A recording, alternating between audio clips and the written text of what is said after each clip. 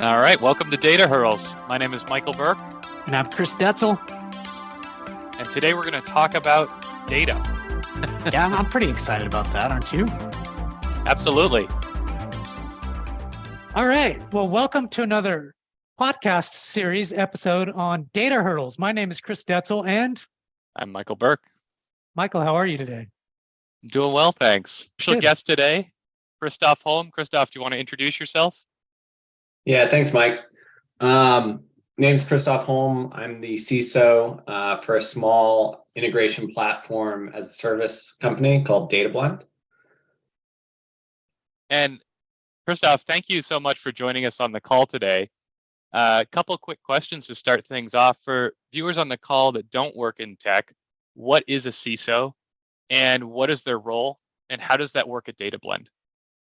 Yeah, it's a good question. So CISO stands for Chief Information Security Officer. It's really a role that's kind of emerged in the last 10 to 15 years. And really, it's the head of security for a company. So at DataBlend, the role of CISO, like all CISOs, it's pretty broad.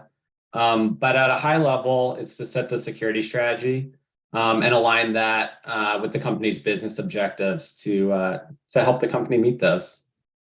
So at DataBlend, as I mentioned, we're an integration platform. So our goal is really to be easy and worry-free. So the CISO role really kind of comes into that worry-free piece since security kind of enables folks to have less worries when they're using the platform. Got it. And for me, as somebody who's been in the data space for years, the CISO is always the person that comes at me and says, "Hey, you didn't get access to do this," or "Hey, you need permission. Stop what you're doing. Yeah. We need an audit." Whatever. Anyways, I guess what I'd love to know is from your perspective, right? What are some of the biggest challenges that a CISO faces while managing data and machine learning, right? And how are you dealing with these things at your organization? Yeah, it's interesting that you've had that experience. That's kind of, I'd say, ideally one of the kind of legacy interactions where the CISO historically was coming in. It was this new role.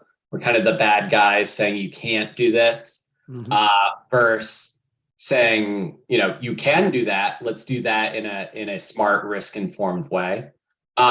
Which I think ties back to your question about data. I mean, one of the biggest challenges for CISOs is really all the unknowns out there.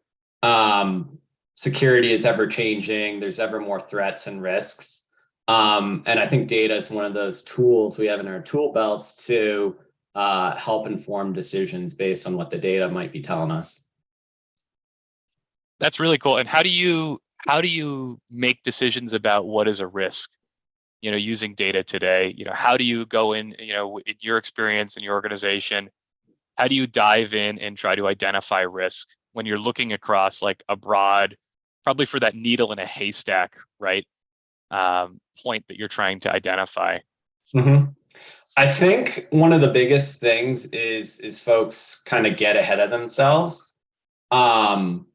So, before you can, do kind of all these advanced things with new technologies that might be out there, really you need to understand what data you have first. It's really one of the most essential steps. So before I got into being a CISO as a security consultant, and it really didn't matter what company I worked with, any vertical you could think of, healthcare, manufacturing, insurance, whatever it might be, people would always skip that step, like understanding what data you have and what you're trying to protect to then inform whatever your security strategy might be. So I think that's a huge step that's, maybe intuitive, but is often overlooked. Got it. And do you have tools that kind of when you're profiling this data or trying to understand more about it, are there standards or tools that you use? I know a little bit about this for the ISO standards, right, for having high quality data, but are there tools for identifying threats or looking at how data is being used correctly? What type of data is sensitive information? Yeah, I mean it really varies, right? So if it's security data or security relevant information, you might have a SIM system, which is oh, I'm gonna kill myself on acronyms. Security Information and Event Management. You guys can fact check me on that. I haven't used that. Uh, but that's a system like a Splunk, where you're going to be integrating data from various subsystems. That's really kind of very like security focused response type data. Um, but even before you get there, it could be as simple as like employee data that you might want to protect, right? So like kind of more static data. That's the area where you got to crawl before you can walk and run. So I'd encourage folks to think kind of slow before you want to get to some of those more advanced systems where you might be ingesting huge amounts of data and responding. Because I've seen companies just kind of skip ahead and go, okay, like we need this shiny new tool, and then you feed a bunch of junk into it, and it kind of you don't end up getting what you expect out of it. Final Yeah, question, real quick. go ahead, Chris. Not to change the subject, but I like to kind of put this in real life. So I think there's two questions here. One is when you think about like customer data, employee data, I don't know, different types of data that you want to kind of keep secure and not get out there. And people are downloading, let's say, customer data all the time to like an Excel sheet or to Google Sheets, sharing it. Maybe they can put it on their other system. You know what I mean? Like, how do you? So I just want real life thinking here. Like, as a security guy, what are you doing, and how do you worry about that kind of stuff? Is it especially at a small company, it seems like there's not a lot of stuff in place to really Yeah. guide some of that. Does that make sense?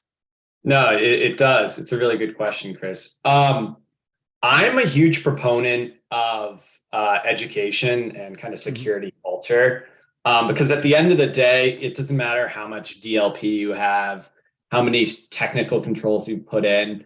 If you're still in that legacy space where like security is saying no, people are going to find a way around it.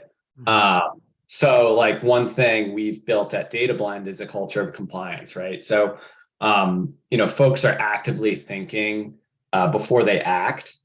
So like, in that example, right? So maybe you've got a use case where you need to, get some data from one point to another. You can pop it out of extract it, pop it into Google Sheet and send it right over.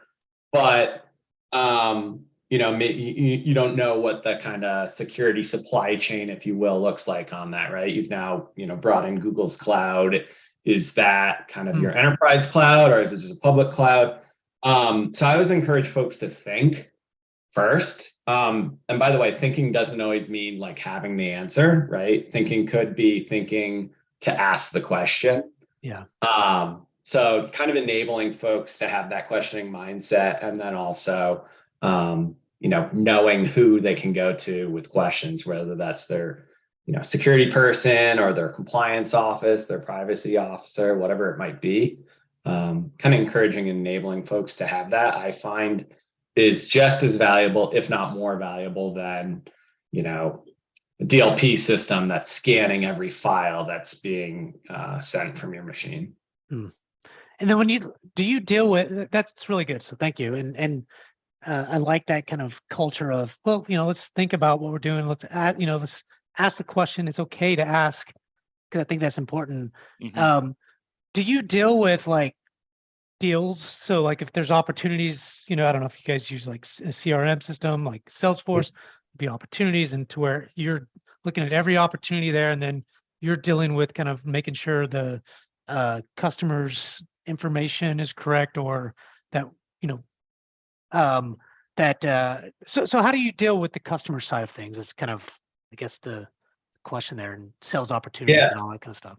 Yeah, I would say the office of the CISO gets involved mostly through building trust with customers, right? So, anytime we're engaging with a customer, doesn't matter if you're a small firm like us or, Microsoft, you need to be able to establish a level of trust that your company has a good security focused culture.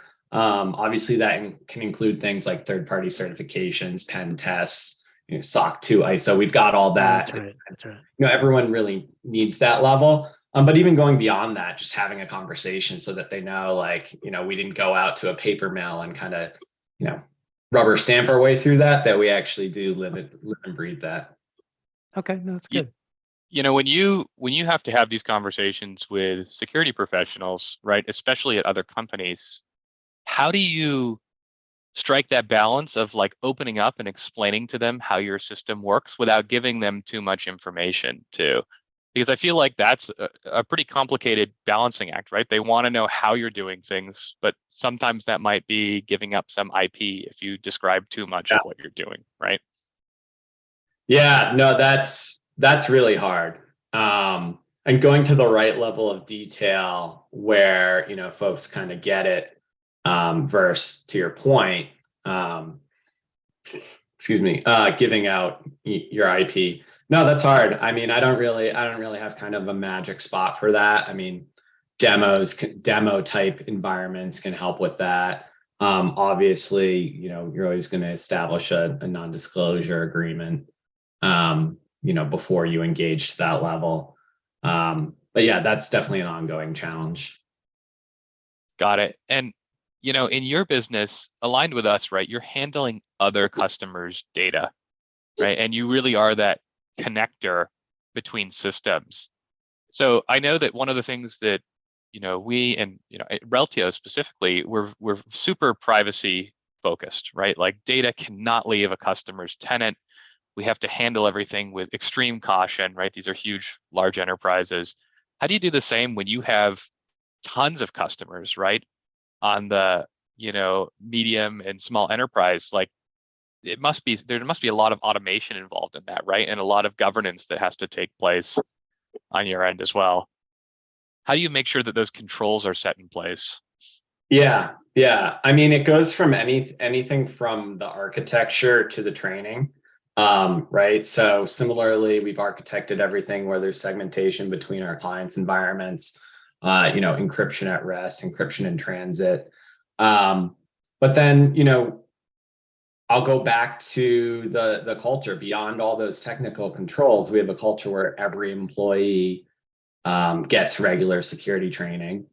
That's inclusive of different regulatory requirements, whether it's GDPR, HIPAA. Inevitably, when you're dealing with large data sets, you're going to run into different regulations.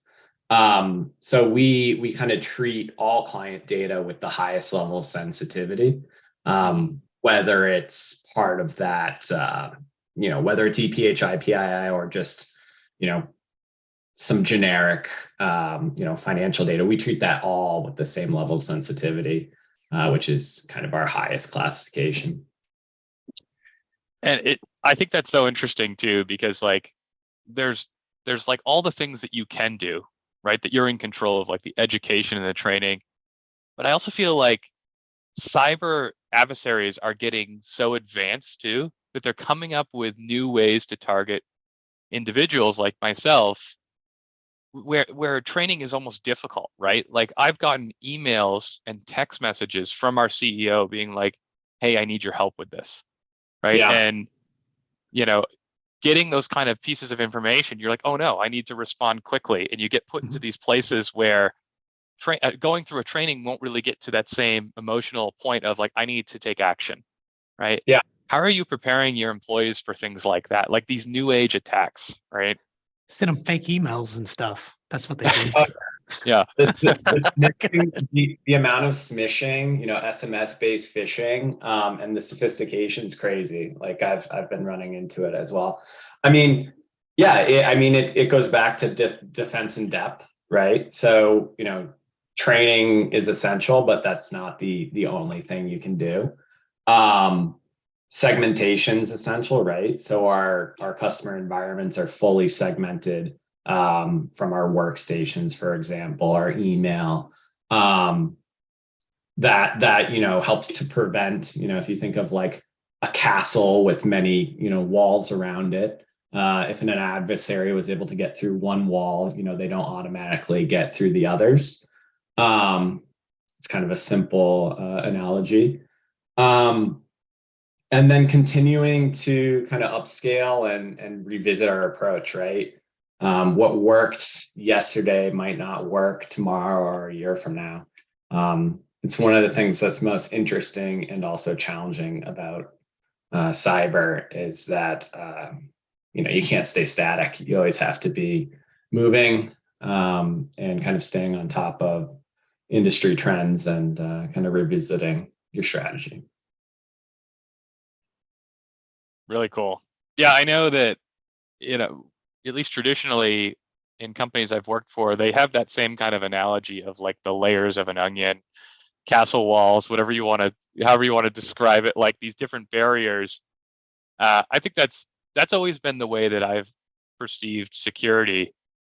But I know that also there's been kind of these opening up of different ways of looking at governance and security of like this wall-less security forum. And you see Google's doing some of this, Okta, some of these other companies where it's a perimeter-free zone. You don't have to log into your VPN to access specific data and things like that. Have you guys been exploring anything like that, or kind of more of these wall-less, perimeter-free? Yeah, I mean, not specifically at Data Blend. I have seen, like, are you getting at zero trust? Is that Exactly? Yeah. Yeah. I don't know if I would say from the user experience that's perimeter free. But I would argue that in every interaction, there's kind of a virtual perimeter there, right? Because it's zero trust. So, it might be, there might not be locks that you have to put a key through.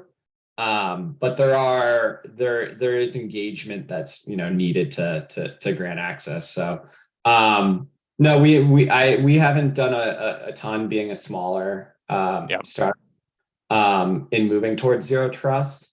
But I would say with being heavy in the AWS space, they definitely, and our environment's heavily architected in AWS. They definitely enable easy adoption of new technologies like that. And so that's like I would say one good example of how our environment's hardened, right? You need to, even if you log into AWS, while I wouldn't say it's like fully a zero trust architecture, you're not instantly granted access to anything like you might be in a legacy kind of network Active Directory where you go in and you've gotten over the castle wall and now you can kind of traverse anywhere you like. So just as a point, because I think this is kind of interesting to me, I used to work at a company called Forrester Research, and a guy by the name of John Kindervag, he came up with zero trust. We both lived in Dallas, sat right cool. next to me. So I know the guy. So I'll send a LinkedIn, but super cool guy. Like very Texan, loves his barbecue. It's just, so anyways, keep going. I feel like we got to bring him on the show, maybe one of the future episodes. Absolutely. We'll see. Cool.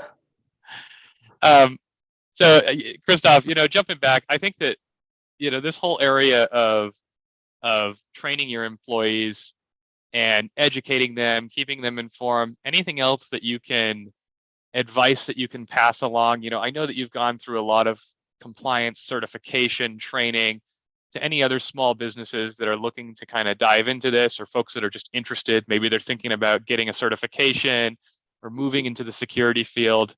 You've obviously done this for a long time. Any kind of advice that you could give them, or steps in the right direction? Yeah, I mean, I think I touched on it a little bit before, but really any lens of your security maturity or your compliance maturity is just not being afraid to ask questions. I think there's an assumption people make when you get into security and compliance that, experienced folks may have all the answers. Asking questions is one of the most kind of valuable skills you can maintain kind of as you work. You guys probably run into this too in different assets of your career, right? So like if you're thinking about data, like, could be as simple as whose data is this? Do they know what we're planning to do with it? Is it classified? And classified, by the way, doesn't have to be overly complex. It just means like, is there a predetermined treatment we should apply to this data? Sometimes people get really scared of the term data classification. Or, is it subject to any regulatory requirements? Is there anything specific we should know about it? Those are specific to data, but the same could apply to really anything as you move through, your career in cyber or compliance. It's just, keep an open mindset and don't be afraid to ask questions. I mean, no one has all the answers. I couldn't agree more with that. And I think I have it on the shelf here. Yeah, I actually purchased, I know you know this, Kristof, this Chief Information Security Manager book. Definitely some of the driest content I've ever read in my life. But I highly recommend, if you're new to this too, getting one of these books, going through it. Like I find myself all the time flipping through it and actually pulling out a list of the questions that they recommend you ask and sending it out to my team or to somebody else when I'm working with data. And I know I joked earlier about audits and compliance, but I actually love this stuff. I think that, especially when you're handling people's data, you're handling their trust, right? And at the end of the day, when something goes wrong, you have the power to make compromises and make changes. And if you don't follow best practices, knowingly or unknowingly, you're really impacting the trust of the business, right? Overall. And that's what this is about, especially in the large enterprise space. You could lose one customer and it would be a huge loss to your business, right? And even as a SaaS-based business where you've got tens of thousands of customers or millions of customers, it's the same thing, right? People are installing their trust in you to protect their data. So, wrapping up, I guess, unless Chris, you have any other questions, I just want to say thank you so much, Kristof, for joining the call today. This has been super helpful. A lot of really good content, good learnings, and love to have you on the show again sometime soon. My pleasure. It's awesome that you guys put this together. Thanks for having me. Yeah, it was a lot of fun. And so thanks everyone for coming to listen to Data Hurdles. I'm Chris Detzel and Michael Burke. Thank y'all.